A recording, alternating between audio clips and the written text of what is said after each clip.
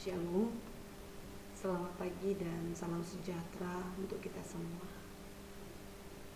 Baik, pada kesempatan pagi hari ini Ibu akan menyampaikan materi kepada kelas 12 untuk semua jurusan, baik ATP, akuntansi, ataupun TBSN. Dan sebelum kita mulai proses belajar mengajar kita ataupun proses daring kita pada saat pagi hari ini, Ibu mau menghimbau kepada kalian, pastikan kamu ada buku, baik buku paket ataupun buku catatan. Yang kedua itu adalah ada Alkitab, dan yang ketiga itu adalah buku catatan. Jadi kita akan tetap buat seperti di sekolah, hanya saja kamu di rumah dan Ibu berada juga di rumah. Ya, pastikan kamu bisa mengikuti dengan baik supaya kamu bisa mendapatkan sesuatu yang baik juga. Baik, kita langsung aja. Namun sebelum kita mulai proses belajar mengajar kita akan berdoa dulu untuk memulai semuanya. Tahu bahwa segala sesuatu yang kita doakan, Tuhan hadir di tempat itu. Kita berdoa. Bapa, kembali kami datang kepadamu dengan ucapan syukur kami. Terima kasih buat anugerah-Mu, terima kasih buat cinta-Mu dalam setiap kehidupan kami. Bapa, sebentar kami akan memulai proses belajar daring kami. Biarlah Tuhan, kiranya Engkau Allah yang memberkati setiap kami, hamba-Mu yang menyampaikan materi, bahkan siswa-siswi hamba-Mu dimanapun mereka berada. Tuhan, Engkau juga Allah yang memberkati, supaya hamba-Mu bisa menyampaikan dengan baik dan siswa bisa menerima dengan baik. Kami serahkan awal, pertengahan hingga akhirnya. Tuhan, kuasa-Mu yang bekerja.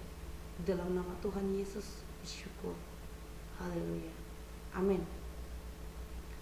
Baik, kita akan lanjut. Nah, di pertemuan pertama kita ini, di dalam daring ini, kamu bisa lihat di situ buku kamu di materi yang pertama ataupun bab yang pertama.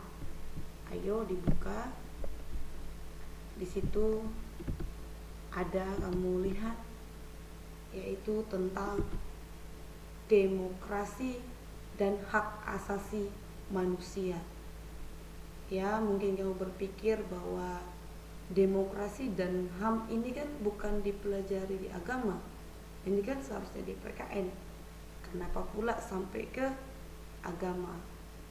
Semua wajib kita pelajari, baik demokrasi ataupun hak asasi manusia. Sebenarnya kalau kita kaji, hak asasi manusia ini ada di Alkitab, hanya tidak dijelaskan secara detail seperti apa itu hak asasi manusia. Kenapa saya katakan seperti itu? Contoh, jangan mencuri. Nah, itu sudah merupakan hak asasi manusia. Hanya kita tidak terfokus kepada situ. Kita yang terfokus menganggap bahwa itu ada sebuah larangan. Ternyata di situ tercangkup hak asasi manusia. Apa yang sudah kita buat itu yang akan kita terima. Apa yang sudah dibuat orang lain itu pula yang orang lain akan terima. Demikian juga demokrasi. Ya, sama-sama. Nah, ayat pendukung pada materi ini adalah Mazmur 133 dan juga Raja-Raja 21 ayat 1 sampai 6. Mazmur 133 ini adalah berisikan tentang bagaimana kita bisa hidup rukun antara satu dengan yang lain, ataupun bagaimana kita bisa hidup rukun di mana kita Tuhan tempatkan. Mungkin kamu ditempatkan di Afdeling, mungkin ibu ditempatkan di Kabul, mungkin bahkan orang lain ditempatkan di sebuah tempat. Nah, maknanya bagaimana dia bisa hidup rukun di mana Tuhan tempatkan dia. Ataupun dengan kata lain, dia bisa menyalurkan berkat bagi orang lain. Makanya di ayat itu dikatakan, alangkah indahnya, alangkah eloknya jika semua kita bisa hidup rukun. Bukan hanya kepada satu iman, tapi keseluruhannya bisa saling mengerti satu dengan yang lain. Ya, ada nggak termasuk hak asasi manusia? Ada. Ya. Yang kedua itu Raja-Raja 21 ayat 1 sampai 6 Nah, di sini adalah eh, cerita seorang raja yang melanggar hak asasi manusia. Siapakah itu rajanya? Rajanya itu adalah Raja Ahab. Siapakah yang diambil hak asasi manusianya? Yaitu Nabot. Nabot itu memiliki kebun anggur yang sangat cantik, tetapi si Ahab ini merebutnya daripada si Nabot. Kenapa? Karena dia sangat suka kepada kebunnya. Awalnya sebenarnya si Ahab ini meminta secara baik-baik kepada si Nabot tersebut, tetapi si Nabot berpikir bahwa itu hanya ikut tinggalan nenek moyangnya, jadi dia tidak mungkin untuk menjual itu. Nah, sehingga itulah yang membuat Raja Ahab tersebut itu adalah marah. Di marahnya itu dia diam dan dia tidak marah, dan dia tidak mau makan. Nah, dan istrinya datanglah dari suatu tempat, ditanya, kamu kemana? Kenapa kok gak makan? Kok kamu gak keluar dari rumah? Kemudian si Ahab menceritakan semuanya. Dia berkata bahwa itu si Nabot, kebun anggur itu, dia adalah hanya seorang rakyat biasa, tapi berani untuk menolak permintaan saya sebagai seorang raja. Nah, ini dia. Apakah kata istrinya?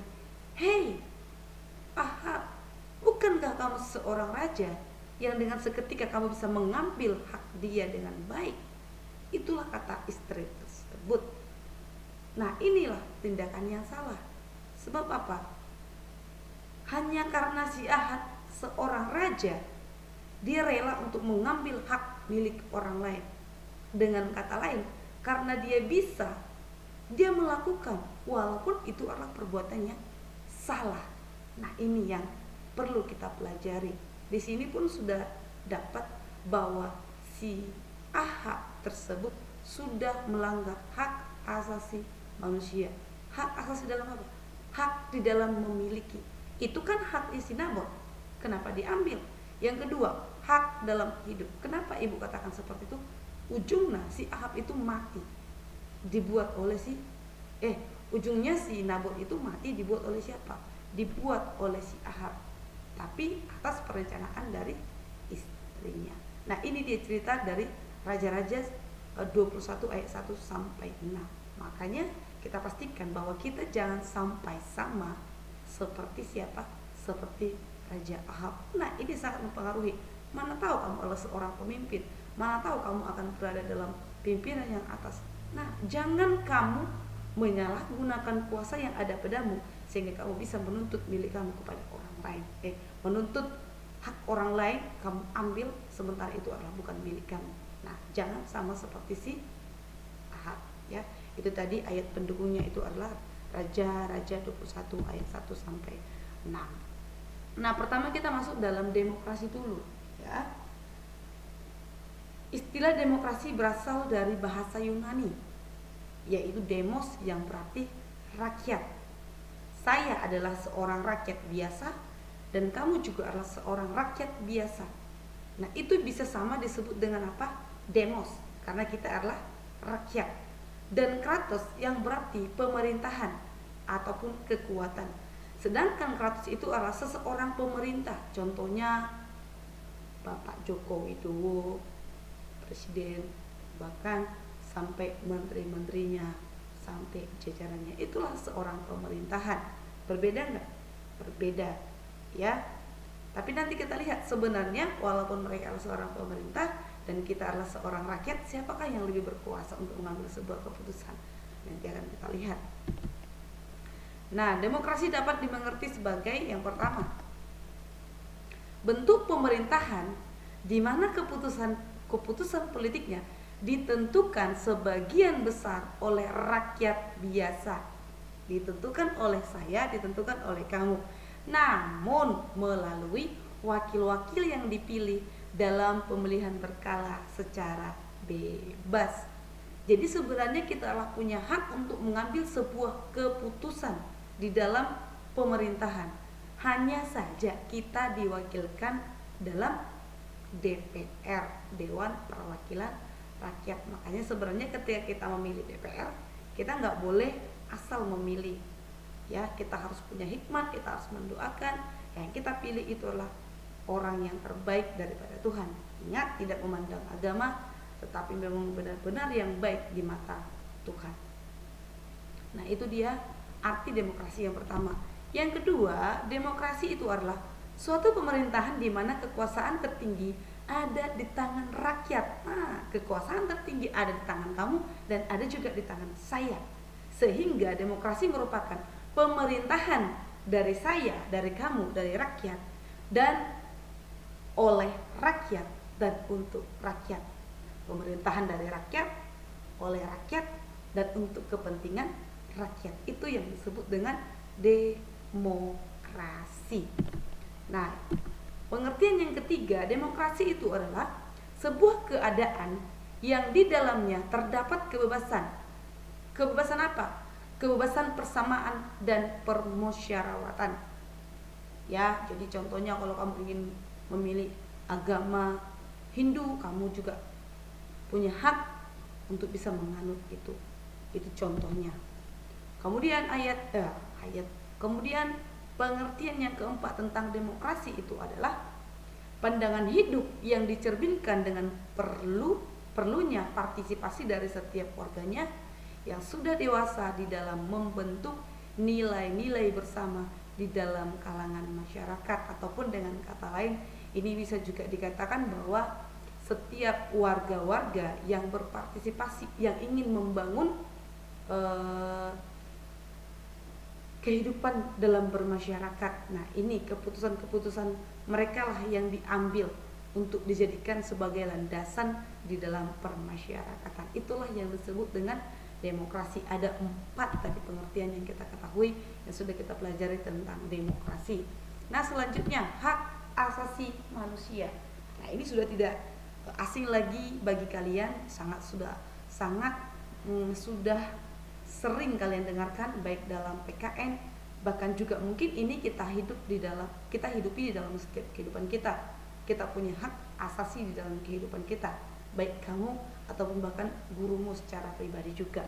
Nah, hak asasi manusia itu adalah yang pertama, pengakuan bahwa setiap manusia mempunyai hak dasar yang tidak dapat disangkal dan yang sangat penting bagi hidup mereka. Itu adalah ini. Hak itu sudah ada sejak mereka dilahirkan, bahkan sejak ada dalam kandungan ibunya. Makanya ketika ada seseorang ibu yang hamil, yang di dalam kandungannya sebelum dia lahir, dia sudah punya hak asasi manusia. Makanya dia nggak boleh sembarangan digugurkan. Kalau ada orang tua yang menggugurkan kandungan, diketahui oleh yang berwajib ataupun bapak polisi, itu akan ditangkap. Karena itu sudah merupakan salah satu pelanggaran HAM. Pelanggaran apakah yang dilakukan itu? Pelanggaran hak asasi. Siapa? Anak yang di dalam kandungannya, dilarang dia untuk hidup. Dia untuk hidup tapi dibunuh oleh orang tuanya. Mungkin kamu berkata, itu kan anak dia, Bu, terserah dia lah mau ngapain. Walaupun seperti itu, sekalipun itu adalah anak dia, dia tetap punya hak asasi di dalam setiap kehidupannya. Dia sudah hidup, makanya dia harus kita biarkan hidup. Jangan kita stopkan nafasnya dengan cara kita tersendiri, ya. Apalagi yang di bawah ini katakan hak yang dimiliki oleh setiap orang sesuai hal yang dimiliki oleh setiap orang sebagai manusia, makhluk ciptaan Allah. Tuhan yang memberi hidup, Tuhan pula lah yang berhak untuk mengambil setiap kehidupan itu. Tidak boleh membunuh dan juga tidak boleh bunuh diri. Itu melanggar.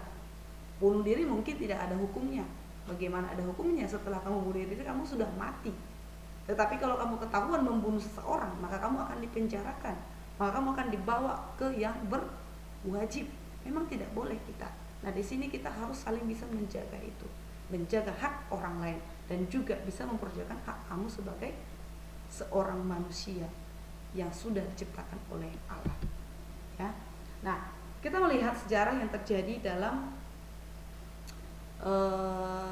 ribuan tahun yang lalu dan ditemukan dalam berbagai perkembangan agama, kebudayaan, filsafat, dan hukum.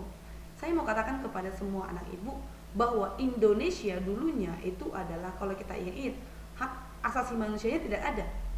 Sejak kapan, Bu? Ketika Indonesia dijajah oleh bangsa Belanda, mana ada hak asasi manusia kita? Mereka menjajah kita dengan seenaknya tanpa memikirkan nyawa kita. Nah, itu dia. Tidak ada hak asasi manusia kita di zaman dulu. Tetapi karena perjuangan beberapa tokoh-tokoh perjuangan kita, maka kita sampai saat ini bisa menikmati bahwa kita sudah berhak untuk merdeka, sudah berhak untuk hidup. Makanya mereka tidak berani lagi. Nah, itu dia, bersyukur akan hal itu. Dan kita doakan para pahlawan kita ini. Dan kita juga doakan juga generasi-generasi kita ini, supaya kita juga nanti jangan sampai dijajah kembali oleh negara-negara yang lain. Nah, itu yang berada di dalam dunia. Kalau kita belajar dari agama, Ibu membaca kitab Yusuf.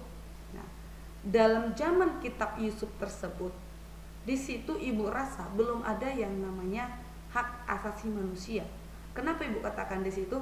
Karena pada zaman Yusuf dia masih ada proses jual dan pembelian seorang manusia. Contohnya si Yusuf itu dijual oleh saudara-saudaranya. Yusuf itu siapa? Yusuf itu adalah anaknya Yakub. Yakub itu memiliki 12 anak. Satu adalah si Yusuf, dan anak yang paling terakhir itu adalah si Benjamin. Nah, si Yusuf ini dijual oleh ke-11 saudaranya, termasuk Benjamin. Cuman si Benjamin di situ menolong si Yusuf. Nah, pada masa itu saudara-saudaranya itu pergi ke tanah Mesir menjual yang namanya siapa? Si Yusuf tersebut. Di situ bisa kita pastikan, di situ kita bisa melihat bahwa pada masa itu belum ada hak asasi manusia. Kenapa? Masih ada jual beli manusia. Kenapa dia kenapa dia membeli seorang manusia dan menjual seorang manusia? Itu akan dijadikan seorang budak di rumahnya sampai kapanpun. Kalau dia mau udah bosan dengan seseorang itu, contoh udah bosan dengan Yusuf, dia akan menjual kepada orang lain. Makanya kita lihat Yusuf itu dijual kepada orang Mesir, dan orang Mesir ini menjual kepada si Potifar. Makanya si Yusuf berhasilnya ketika dia sudah berada di rumah Potifar, walaupun nanti di rumah Potifar banyak hal yang kendala-kendala kehidupan ataupun masalah-masalah kehidupan rohani yang dihadapinya. Tetapi di sini kita bisa melihat, makanya dikatakan ribuan tahun yang lalu ada beberapa yang kita bisa lihat bahwa hak asasi manusia itu sangat sulit untuk diperjuangkan. Ya, kira-kira masih ada nggak negara yang tidak ada hak asasi manusianya? Masih ada. Ya, contohnya apa, Bu? Mungkin kita lihat di televisi orang-orang yang berperang. Nah, itu adalah salah satu hak asasi mereka itu tidak mereka dapatkan, mereka malah dijajah. Nah, itu dia ya, sama seperti bangsa Indonesia. Nah, kita lanjut. Nah, hak asasi manusia mencakup 3 hal. Apakah itu? Yang pertama yaitu hak sebagai warga negara. Ada 3 hak kamu. Yang pertama, hak kamu sebagai warga negara yang harus dijamin oleh setiap pemerintah. Apakah itu? Pemerintah tidak boleh melakukan campur tangan atas ruang pribadi warganya, yaitu hak untuk hidup, hak untuk berkeluarga, hak untuk menyendiri, hak merasa aman, menyatakan pendapat bebas, memeluk agama, dan berkumpul dengan damai dimanapun dia berada. Ini nggak boleh pemerintah mengatur hal yang seperti ini. Kalau kamu berkeluarga atau tidak, itu urusan kamu sendiri sebagai warga negara Indonesia. Itu pemerintah tidak berhak. Kamu harus punya 3 anak aja ya, lebih dari 3 anak, pecat kau jadi warga Indonesia. Tidak boleh. Mau 10, 11, 12 pun anak, itu terserah kepada rakyat tersebut. Cuman terkadang ada solusi dari pemerintah, kalau bisa KB hanya memiliki 2 anak, itu contohnya ya. Nah, yang kedua yaitu hak dalam berpolitik.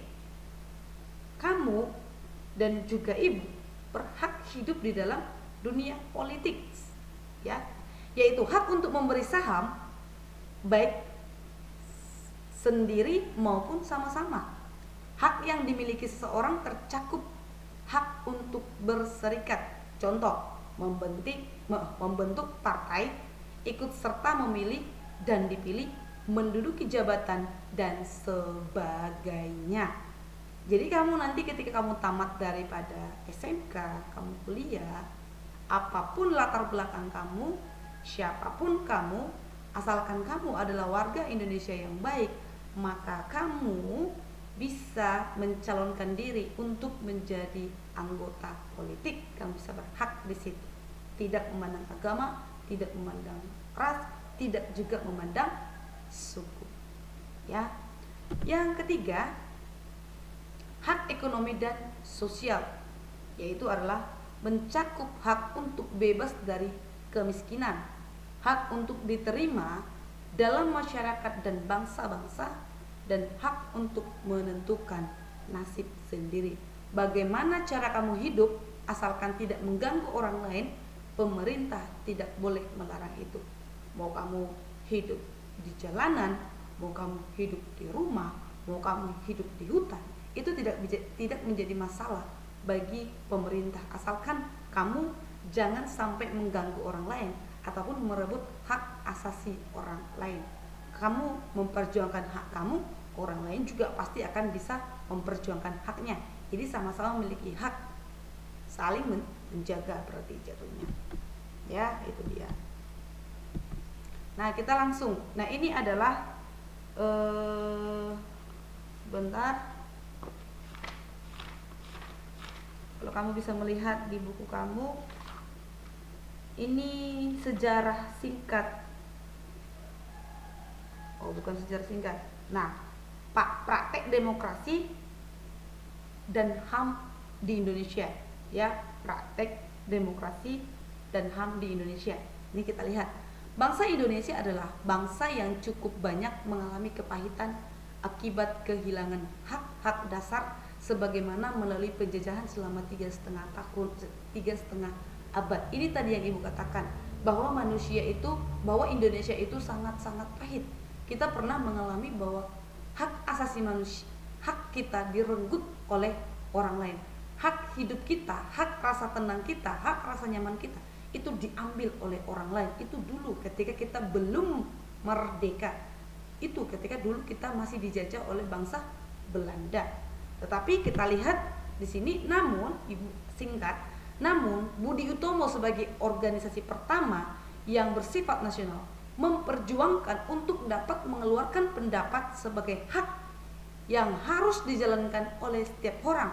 Ataupun dengan kata lain, Budi Utomo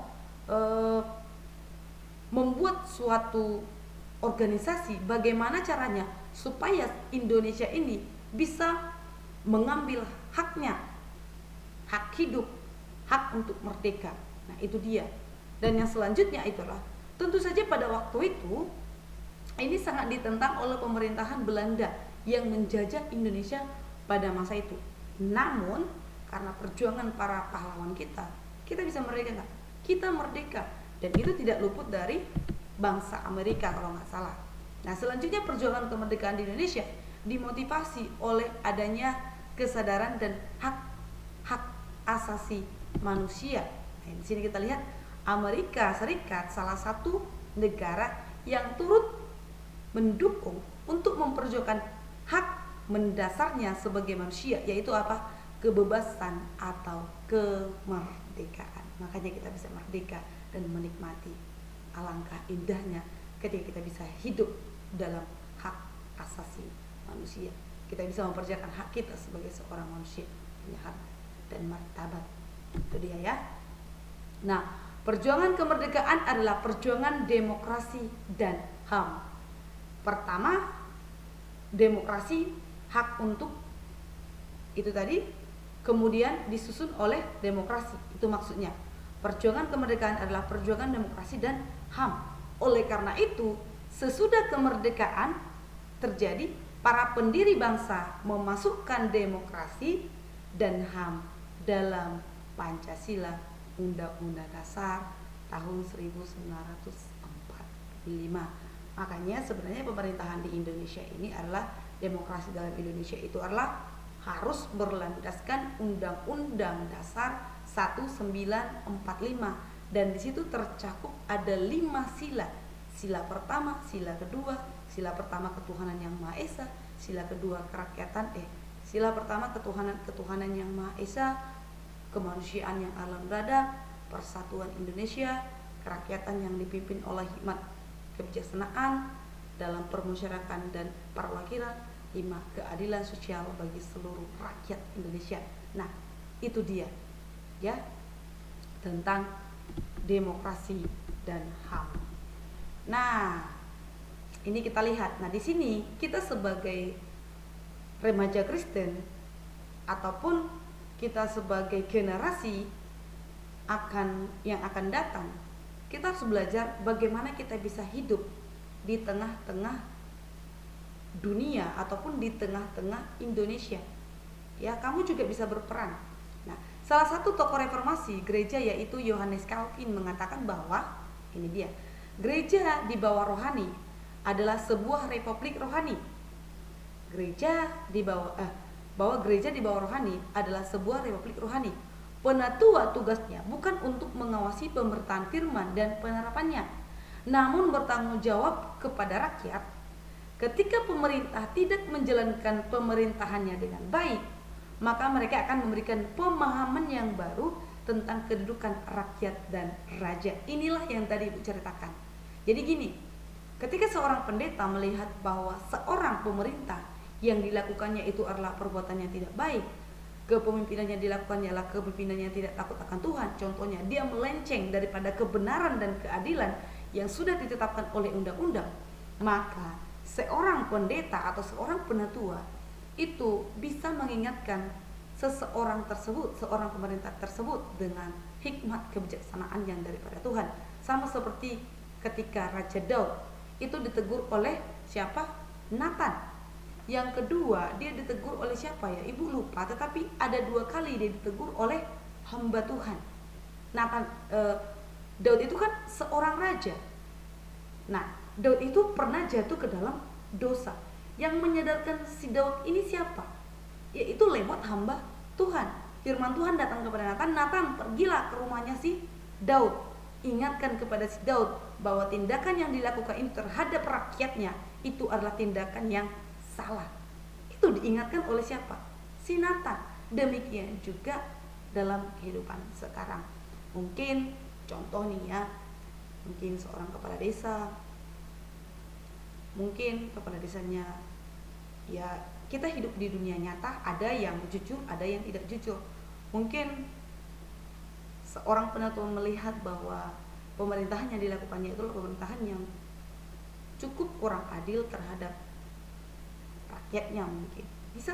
Mungkin bisa menegur, tetapi dengan kasih, dengan hikmat yang berasal dari Tuhan.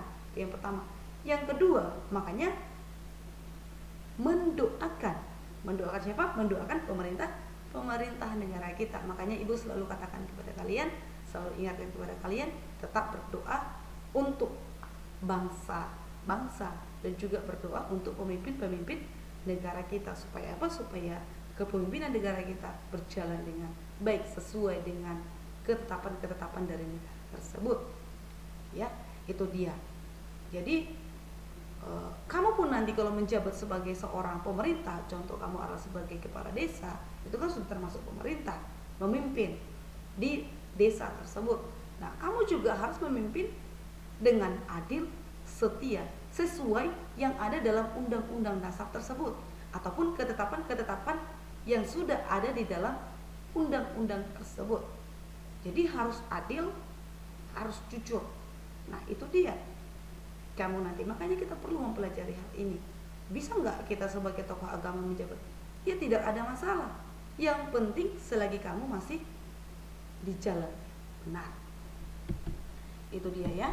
Selanjutnya, berdasarkan hal tersebut, di sini kita bisa menyimpulkan setiap orang, baik Kristen, Islam atau Hindu atau siapapun itu, berperan aktif di dalam kehidupan demokrasi. Hal ini dapat mewujudkan antara lain dengan turut berpartisipasi aktif di dalam pemilu, menjadi anggota partai politik, serta turut aktif mengambil sebuah keputusan yang mengatur kehidupan bersama dan bentuk-bentuk kegiatan yang lainnya. Dengan demikian, kita juga ikut mengontrol penggunaan kekuasaan oleh pemerintah dan ikut serta bertanggung jawab menciptakan. Nah, ini dia.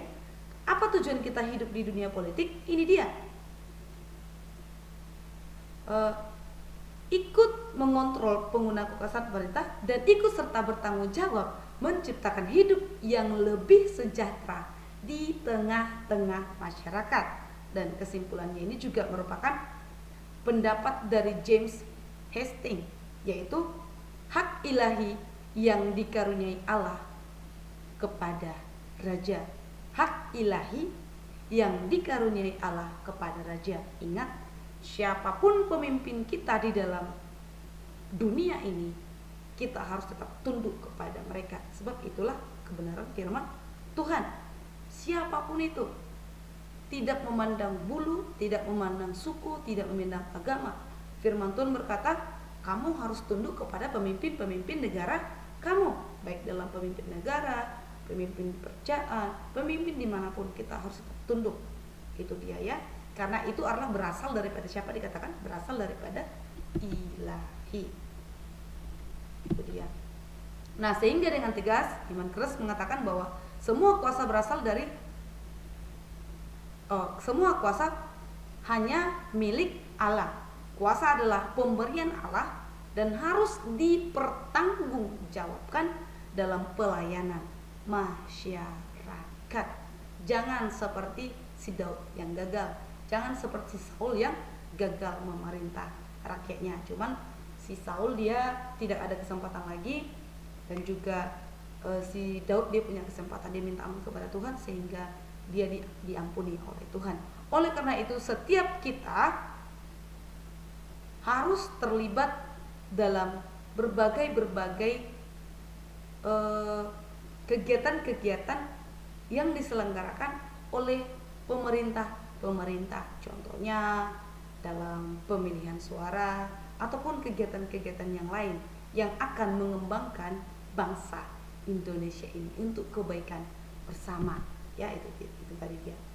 Suara kenabian ini didasarkan dalam nilai-nilai universal, yaitu ini dia. Apa gunanya kita masuk ke dalam dunia politik? Apa gunanya kita masuk ke dalam demokrasi? Ini dia. Karena apa? Suara kenabian itu didasarkan dalam nilai-nilai universal. Universal itu berarti menyeluruh, yaitu menegakkan keadilan, menyatakan kebenaran, menghormati kebebasan yang bertanggung jawab, memperjuangkan kesetaraan, dan mempraktekkan kasih terhadap semua orang. Kasih yang digunakan Tuhan kepada kita, kasih itu juga lah yang kita gunakan kepada rakyat, kepada orang lain untuk bisa memimpin dengan baik. Nah, itulah kenapa kita perlu belajar yang namanya demokrasi, hak asasi manusia.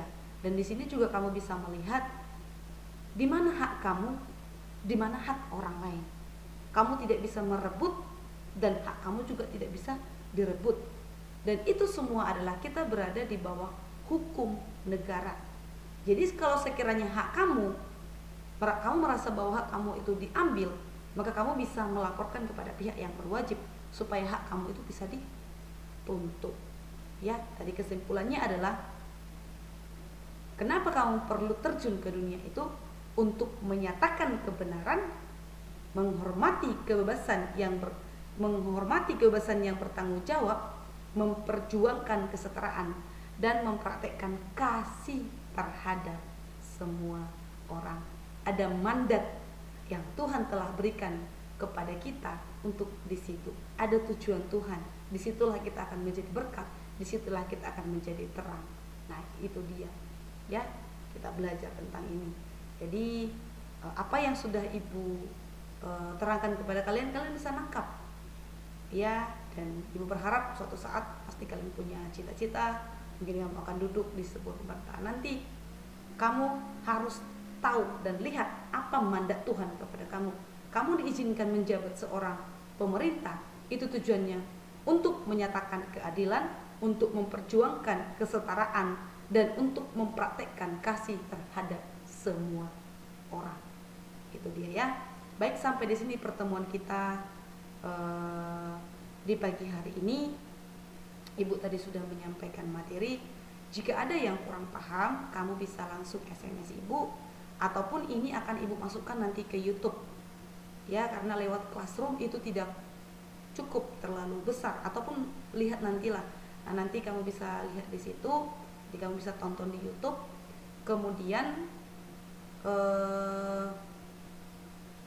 untuk absen wajib kamu isi, dan pengisian absen itu harus di waktu yang sesuai jadwal. Contohnya, setiap hari Senin mapel kamu itu adalah agama, jadi hanya hari Senin saja kamu bisa absen. Selasa Ibu tidak mau, Rabu Ibu tidak mau, Kamis Ibu tidak mau. Absen kamu itu adalah hari Senin. Ibu selalu memaparkan materi kepada kamu, berarti harus hari Senin pula lah kamu mengabsen pada Ibu. Dan wajib kamu mengikuti proses daring yang Ibu sudah buat kepada kamu. Salah satunya itu adalah kamu harus melihat materi ini, dan Ibu akan membuat tugas kecil untuk kamu nanti. Ya, itu tadi. Ibu mohon maaf di kurang sempurnanya yang Ibu buat pada saat pagi hari ini. Kita doakan sama-sama supaya kita bisa kembali normal seperti biasanya. Kita doakan supaya COVID-19 ini segera surut, bahkan segera hanyut dari dunia ini, supaya kita bisa kembali normal belajar seperti biasa. Karena Ibu sangat yakin kalian pasti sudah merindukan sekolah, karena Ibu juga sudah sangat rindu kepada kalian. Ya, sampai saat untuk itu Ibu mengucapkan terima kasih sudah belajar bersama dengan Ibu, dan Ibu juga undur diri. Sebelum kita tutup, kita berdoa.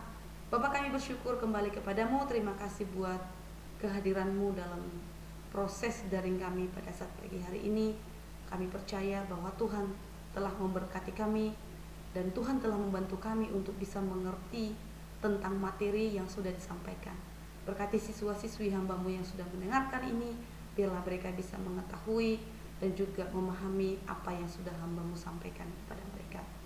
Bapak, kami berdoa untuk sekolah kami. Engkau memberkati kepala sekolah kami, Engkau memberkati guru-guru kami, bahkan perkembangan sekolah kami ke depan Engkau juga memberkati. Kami berharap sekolah kami semakin hari akan semakin maju di dalam Tuhan. Berkati juga aktivitas kami sepanjang hari ini, biar kiranya Tuhan memberkati. Terpuji termuliakanlah Engkau Bapa, dalam nama Yesus kami berdoa dan bersyukur. Amin.